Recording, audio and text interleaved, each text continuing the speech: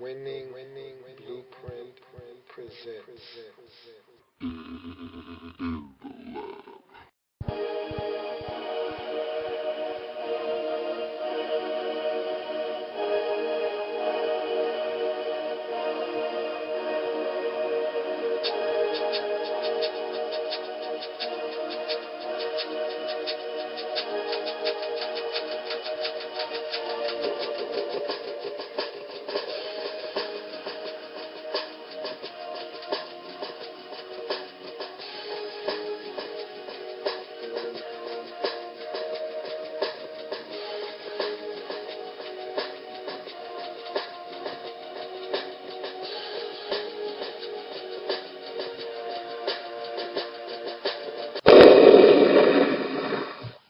Playoffs? Don't talk about playoffs. You kidding me?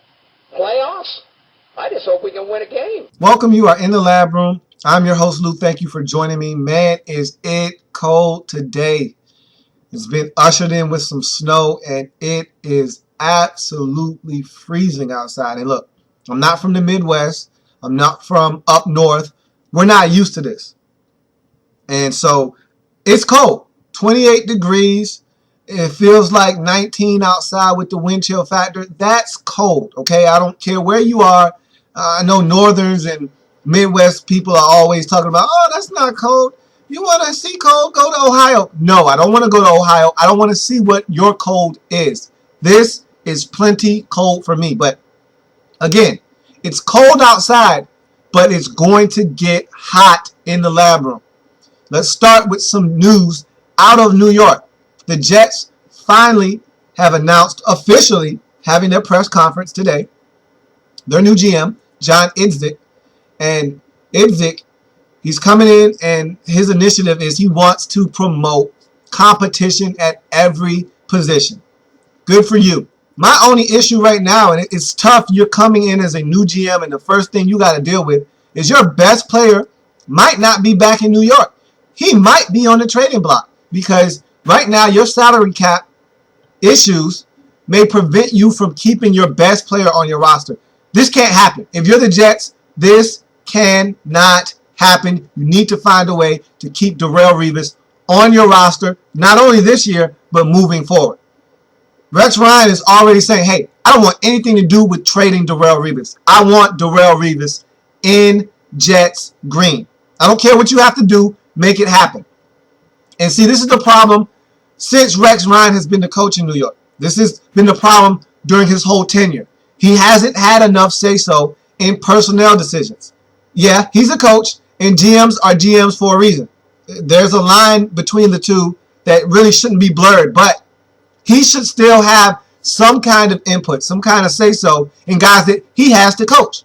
This was the problem last year. They brought in Tim Tebow. He didn't want anything to do with Tim Tebow. They drafted Stephen Hill. He didn't want anything to do with Stephen Hill. I'm not too sure he wanted anything to do with Quentin Coples either. And so you keep giving him guys and players that he really doesn't want on his roster that he never really signed off for in the first place.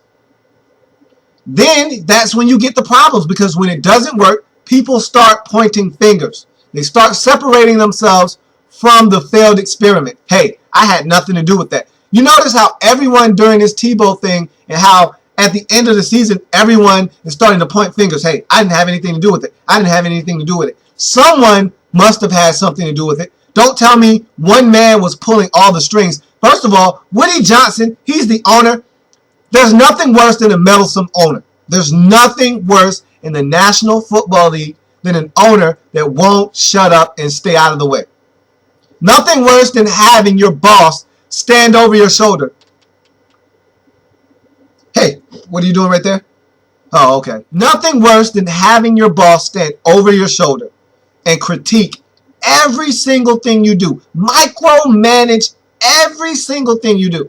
And if he doesn't like it, goes to the media and starts running his mouth. Nothing worse than an owner who won't stay in his place. You own the team. You help the team generate revenue. Stay in your lane. You hired me to be your GM, to be your vice president of football operations, to be your head coach. Let me do my job. I don't try to be the owner. Please don't try to be the head coach. Please don't try to be the general manager. And Woody Johnson is one of those owners who just doesn't know how to sit back and let everyone that he hired do their jobs adequately. And don't tell me that he didn't have anything to do with the Tebow trade. Don't tell me that it was just all Mike Tannenbaum. Now that he's gone, everybody wants to put the blame on Mike Tannenbaum. Yeah, I'm pretty sure Tannenbaum had a lot to do with that trade, but don't sit here and tell me that there was no one else in that locker room saying, yeah, do it. Because I'm pretty sure there were other voices in that locker room that were saying, hey, that's not a bad idea. And so Idzik is coming in and he wants competition. They need to find a way to get Darrelle Revis on this roster and keep him on this roster. Revis is going into the last year of his deal. He's coming off of an ACL injury. And so there's a lot that the Jets have to take into consideration. Can they sign him to a long-term deal? He's going to have a huge number coming up this season. The Jets don't know what to do, but they're fielding offers. I don't know why. If Revis is anywhere near, see, this is the thing. This is what makes this situation a lot more complicated than you would like it to be, because you don't know what Darrelle Revis is returning to the football field in 2013. You could get the Darrelle Revis that we've seen throughout the first portion of his career, that is a stellar shutdown corner that is allowed to assault receivers all across the league and really lock down a side of the field, or you could get a totally different Darrelle Revis, one that we've never seen before, one that isn't able to stay with receivers after they get off of his press coverage at the line of scrimmage, one that isn't able to make a play on the football because that ACL injury hasn't healed totally, or he's just not the same player after the injury. Some guys don't come back like Adrian Peterson did, better than ever. Most guys, and this is what happens most times after ACL injuries, you either re-injure it again or you're not the same player. And so we're going to see if either one of those things turn out to be what happens to Darrelle Revis, or is he just going to come back the same Darrelle Revis that had an island named after him and was one of the best corners, they regarded as one of the best corners in the National Football League? We're going to see. But the Jets need to figure out a way to keep him on this roster. Without Darrelle Revis, this Jets defense isn't what it once was. Rex Ryan knows that. That's why he doesn't want Darrelle Revis going anywhere. And Darrelle Revis and his agent drove a hard bargain last time when he was a free agent and he wanted a new deal from the Jets. So we expect this thing to get very messy if it doesn't go the way that both sides want it to go. Look, at the end of the day, the Jets need to figure out a way to keep him in green. I mean, if he's the same Revis, and that's why you don't do anything rash right now, he still has a year on his contract. You let it play out at least enough for you to see what he's going to look like on the mend. And afterwards, once you figure out, okay, he's the Darrelle we've come to know and love, then you need to start figuring out what you're going to do, whether you're going to deal him or keep him. I think you need to try at all costs to keep him, but you have to do what's fiscally smart for your franchise. You can't allow one guy to cripple you financially. And so, especially when it's not a quarterback. So if you're the Jets, figure this thing out. John Idzik, that's a heck of a way to start off your tenure as GM of the New York Jets. Having to figure out what to do with Mark Sanchez, having to figure out what to do with Darrelle Revis, having to find a way to acquire more talent on a roster that I think is very, very void of talent. I don't think there's a lot of talent on this Jets roster, really, especially offensively. There's a lot left to be desired on this Jets team, and so there's a lot of work to do on this roster, and John Idzik is going to have to start getting to work very quickly. So Matt Schaub came out and said, hey, I still think I can lead this team to a Super Bowl. And I really don't know what's the basis for this statement. Apparently, there must be some sort of dissension between the fans and Matt Schaub and what they think that they need at the quarterback position. Maybe. I don't know. I mean, you've never had a winner in Houston. You finally get one the last 2 seasons. And I don't know what the Texans fan base, if they're the ones making the noise, or if this noise is coming from management in Houston, from within. I don't know if it's coming from outward pressures, fans, the media, or if it's coming from inward pressures. I don't know if these are external forces or internal. All I know is that he felt the need and compelled to say, hey, I can still take this team to a Super Bowl. Is Matt Schaub 37 years old? Did I miss something? Because last time I checked, this is a guy that consistently throws for over 4,000 yards. He gives them a chance. Look, he's not mobile. He's always been a stiff back there in the pocket. Nothing has changed. And if the Texans do a great job of protecting him, I don't see why he can't get the job done. I don't know what the basis of this is. Again, I don't know where this is coming from, but I think he's fine as the Houston Texans quarterback. I think you surround him with more weapons. And look, you have Andre Johnson. Kevin Walter is okay. You need more weapons out wide, though. I mean, Lester Jean, he flashed. DeVere Posey flashed. Keyshawn Martin flashed. All of these guys flashed, but no one actually stood up and said, hey, I'm a guy that you can rely on week in and week out. That guy is still Andre Johnson. It's still Drake. And everyone tried to forget about Drake. You know, everybody wanted to talk like they had something to say, but nothing comes out when they move their lips. Just a bunch of gibberish. Everybody thought they forgot about Drake. They said he was old. They said he was slow. He was starting to slow down. All he did was post a career high 1,500 and something yards receiving.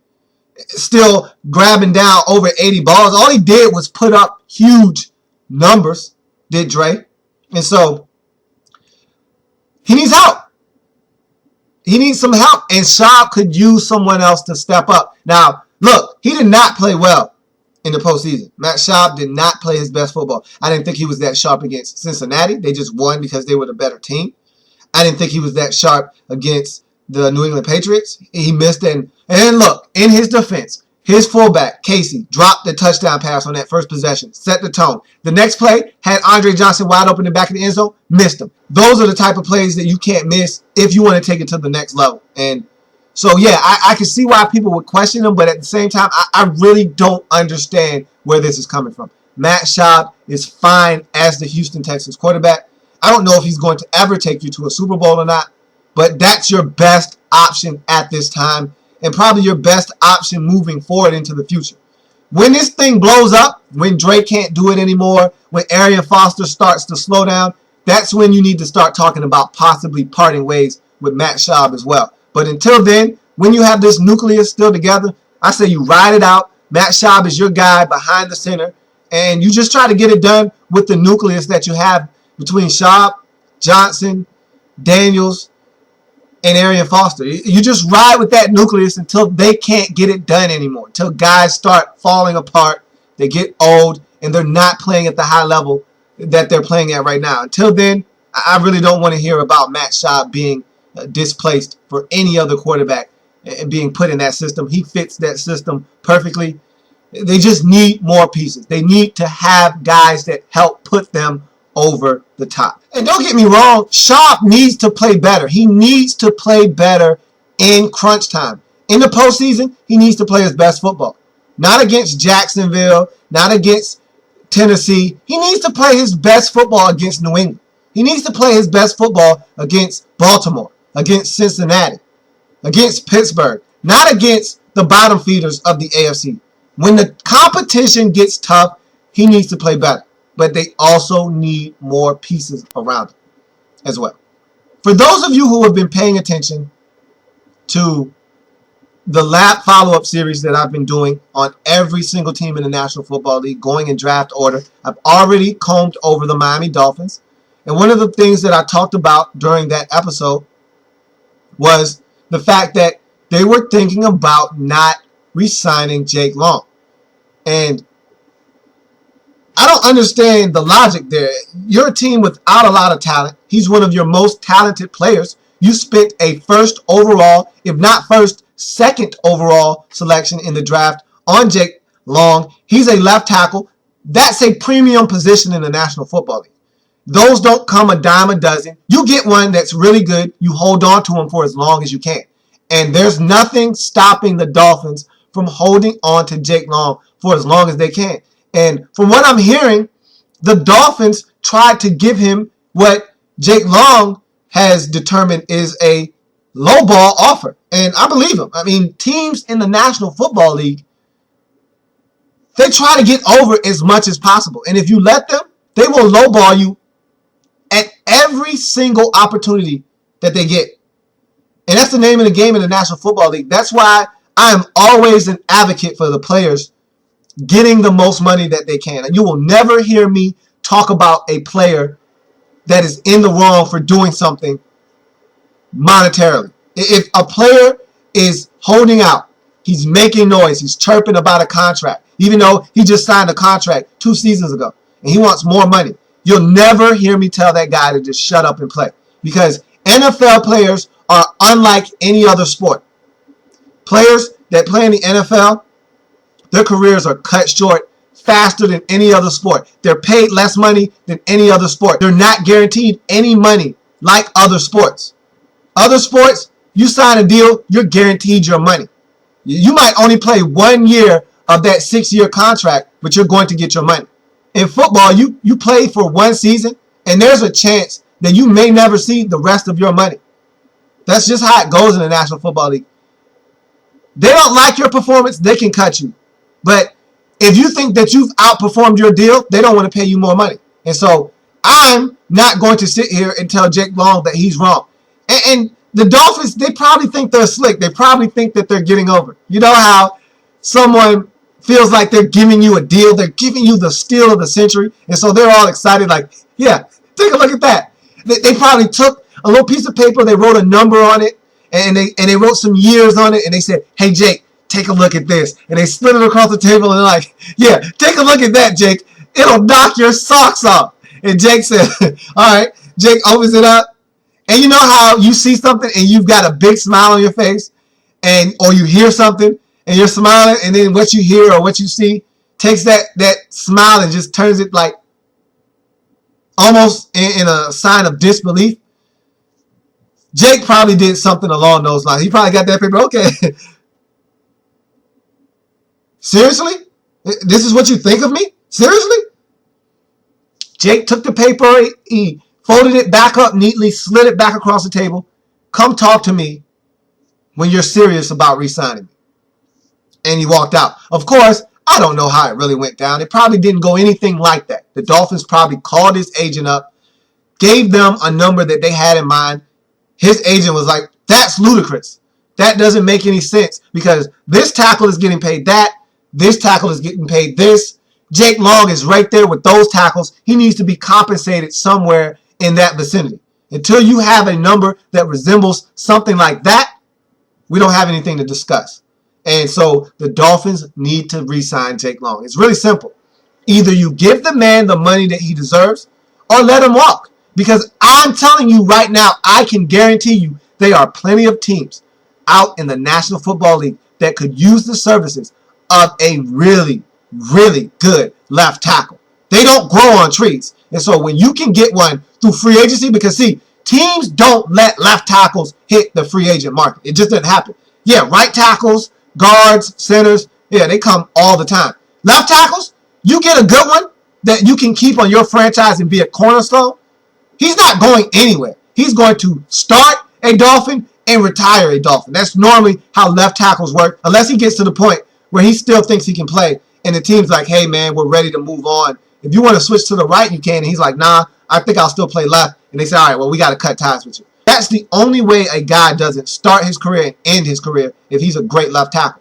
And so if they want to part ways with Jake Long and don't want to pay him the money he deserves, let him walk. I guarantee you he will not last on the free agent market more than a few hours because teams like the Chicago Bears, they could use a Jake Long. Trust me, they would bend over backwards to acquire the services of a Jake Long. So if you're the Dolphins, figure it out, or someone else will. So I want to get to a couple of back page stories, a couple of subtle stories that if you weren't paying attention, easy to miss. Charles Haley is working with Aldon Smith.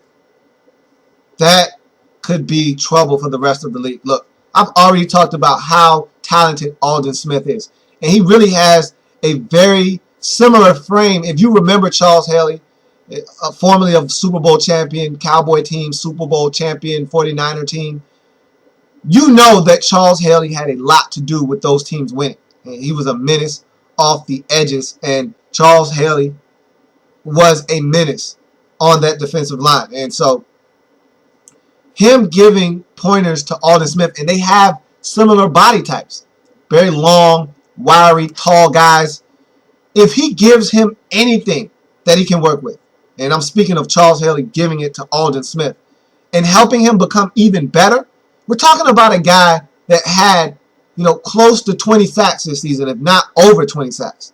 He was right around there. If I'm not mistaken, he was somewhere around 20 and a half or 19 and a half or 20 or 21. He was right around that record that Strahan set, just a few seasons ago, 5 seasons ago or so.